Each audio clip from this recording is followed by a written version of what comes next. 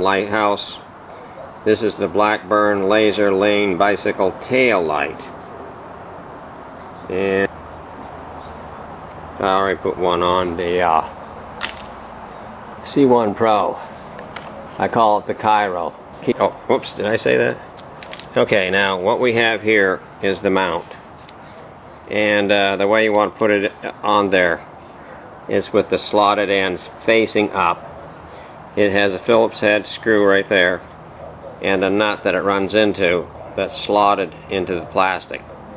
And that's what this section of it, see the bottom of the laser light, it slides right down inside of here, and simple as pie. So here we have it, and I'm satisfied with that.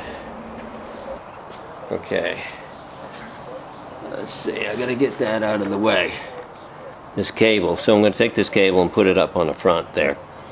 So I'm out for now.